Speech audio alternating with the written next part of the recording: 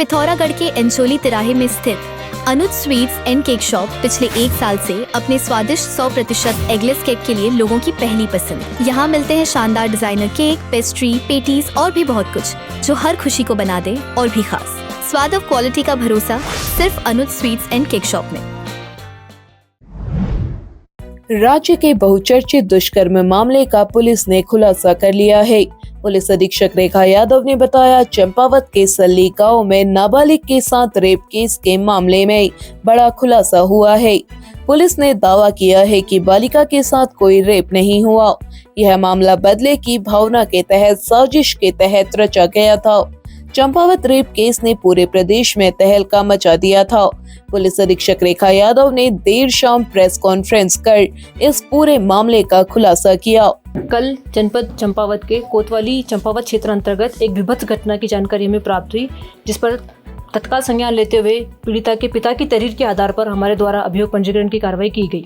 अभियोग पंजीकरण करने के उपरांत हमारे द्वारा मौके का मुआयना करते हुए घटनास्थल पर RFSL रुद्रपुर की टीम को बुलाया गया। वहाँ पर वैज्ञानिक तौर पर साक्ष्य संकलन की कार्रवाई की गई।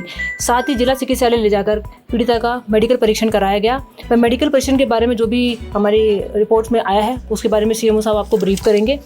इसके अतिरिक्त हमारे द्वारा जो टेक्निकल व मैनुअल इनपुट्स गैदर करने के लिए क्षेत्राधिकारी चंपावत के पर्यवेक्षण में 10 सदस्यीय SIT टीम का गठन किया गया। इस टीम को सभी प्रकार के साक्ष्य एकत्रित करने के लिए हमारे द्वारा क्षेत्र में मामूर किया गया था। इसके अलावा जो पूरा घटनाक्रम जो हुआ है उसके संबंध में हमारे द्वारा टेक्निकल, मैनुअल, CCTV फुटेज इत्यादि साक्ष्यों का जब संग्रहण किया गया तो जो घटना वर्णित की गई थी उसमें भिन्नता पाई गई। पीड़िता के बयान व जो उसके साथ जो साक्षी थे उनके बयान और जो टेक्निकल इनपुट थे, इन सभी में विरोधाभास जब देखा गया तो हमारे द्वारा पूरे प्रकरण को लेकर के इसका रूट चार्ट बनाया गया, जिसमें घटना की सत्यता को लेकर के सवाल व संदेह खड़े हुए। हमारे द्वारा सभी साक्ष्यों का पिरोते हुए एक रूट चार्ट तैयार किया गया। वह घटना और घटना में वर्णित तथ्यों का जब उसमें हमारा एनालिसिस किया गया तो ये जानकारी संज्ञान में आई कि घटना जिस प्रकार से वर्णित की गई वह वैसा होना नहीं पाया गया। पीड़िता से जब इस संबंध में पुनः बात की गई और उसके संबंध में उनसे जब विचारण किया गया तो पीड़िता द्वारा यह स्पष्ट किया गया, वह एक्सेप्ट भी किया गया कि जो घटना जिस प्रकार से वर्णित की गई वह घटना उस प्रकार से होना नहीं पाई गई है। यह कुछ लोगों के द्वारा ये षड्यंत्र करके पूरा घटनाक्रम को रचा गया था। इसमें जो षड्यंत्र करता थे वह कमल रावत, उनके एक महिला सदस्य, साथी व अन्य लोग, इन लोगों के द्वारा मिलकर के अब कमल रावत द्वारा पूर्व में एक प्रकरण को लेकर के वह अभियुक्त रहे हैं, जिसको लेकर के उसके मन में एक खेद था कि मैं जिन लोगों ने उस प्रकरण में उसकी पैरवी की थी उनके विरुद्ध वह बदला लेने की भावना से ग्रसित थे। इस जो हमारी नाबालिग पीड़िता है इसका प्रयोग करके, इसका यूज़ करके उनके द्वारा अपनी जो एक बदले की भावना है उसकी पूर्ति हेतु पूरा षड्यंत्र रचा गया। इस षड्यंत्र को रचने के लिए उनके द्वारा जो पीड़िता है उसकी दोस्त की शादी के समारोह को उन्होंने प्लानिंग का अपना एग्जीक्यूशन डे माना। उस दिन पीड़िता अपने दोस्त के साथ अपने दोस्त की शादी के समारोह में सम्मिलित होने के लिए गई थी। समारोह जब ख़त्म हो गया तब वह उनकी प्लानिंग थी कि वो विनोद जो कि पीड़िता का दोस्त है उसके घर जाएंगे और वहाँ पर पूरा प्लानिंग जो उन्होंने की थी उसको अंजाम देंगे। क्योंकि विनोद पहले ही घटनास्थल से चला गया था, शादी समारोह से चला गया था, तो उनके उस प्लान की पूर्ति नहीं हो पाई। तो उन्होंने सोचा कि आज हम जो प्लान हमने बनाया है उसको एग्जीक्यूट जरूर करेंगे। तो उनके द्वारा ही विनोद के किसी परिचित का एक डेयरी के निकट जो आवास था उसको अपना घटनास्थल के रूप में चिन्हित किया गया। वहाँ पर जाकर के उनके द्वारा स्वयं द्वारा वहाँ मौके पे पहुँच करके पूरा जो षड्यंत्र है वो रचा गया और इस प्रकार से पूरे षड्यंत्र को दिखाया गया कि यह एक सत्य घटना है।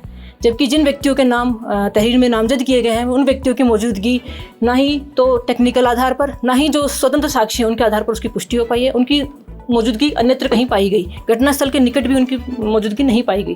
तो इस पूरे प्रकरण में जो मास्टरमाइंड था वह कमल रावत, उनके महिला मित्र व उनके साथी थे, जिन्होंने पीड़िता का उपयोग करते हुए उसका यूज़ करते हुए उसको झूठा प्रलोभन यह दिया गया कि उसके जो बीमार पिता है उनका उपचार करा जाएगा, उसको आर्थिक रूप से उसको मदद की जाएगी।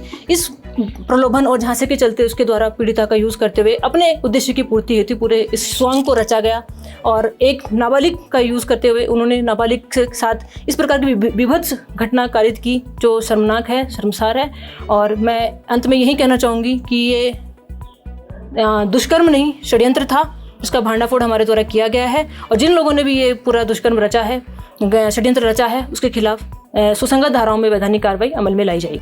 उन्होंने कहा कि नाबालिग सल्लिकाओं में विवाह समारोह में अपने दोस्त के साथ अपनी इच्छा से गई थी, जिसकी पुष्टि सीसीटीवी फुटेज और सीडीआर से हुई है। चिकित्सकीय परीक्षण में किसी भी प्रकार की बाह्य और आंतरिक चोट और जबरदस्ती के चिकित्सकीय संकेत नहीं मिले हैं। कल 6 तारीख को सुबह 7:15 बजे पुलिस के द्वारा ये जिला अस्पताल में लाए गए थे और 7:30 बजे सुबह मेडिकल एग्जामिनेशन हमारे महिला चिकित्सक द्वारा शुरू कर दिया गया था।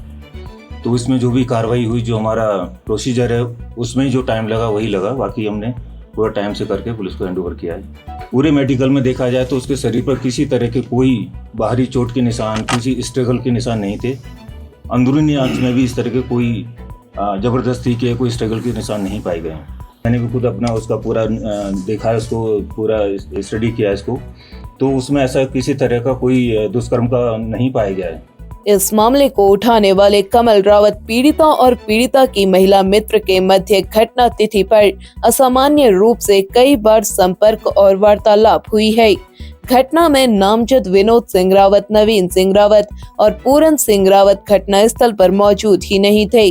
गवाहों के बयान और तकनीकी साक्ष्य से इस बात की पुष्टि हुई है। विवेचनात्मक कार्रवाई के अन्य पहलू भी होते हैं, उन पहलुओं को हमारे द्वारा विवेचना में समायोजित किया जाएगा और इसी प्रकरण में अगर इसकी वृद्धि होगी हम वृद्धि करेंगे या दूसरा अभियोग पंजीकृत किया जाएगा तो उस माध्यम से भी हम जो षड्यंत्र करता है उनके विरुद्ध कार्रवाई अमल में लाए जाएंगे। नहीं, अभी किसी की अरेस्टिंग नहीं हुई है, उनसे भी इस संबंध में पूछताछ की जाएगी, बिकॉज पीड़िता द्वारा माननीय न्यायालय के समक्ष इस पूरे घटना की जो सत्यता है उसके बारे में उजागर किया है। माननीय न्यायालय के समक्ष पीड़िता ने यह स्वीकारा है कि जो भी पूरा ये घटनाक्रम वर्णित हुआ था वह उस प्रकार से नहीं था, पूरा यह षड्यंत्र था। पीड़िता के साथ किसी भी प्रकार का जो नामजद अभियुक्तों के द्वारा कोई दुष्कर्म नहीं किया गया। उन्होंने बताया कि कमल रावत ने बदले की भावना से प्रेरित होकर एक सुनियोजित षड्यंत्र के तहत नाबालिग को प्रलोभन व बहला फुसलाकर इसके लिए तैयार किया था।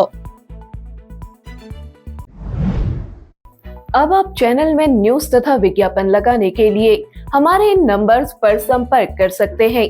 पिथौरागढ़ व उत्तराखंड से जुड़ी हर खबर को सबसे पहले देखने के लिए NIN को सब्सक्राइब करें। NIN, सबसे अलग, सबसे तेज। धन्यवाद।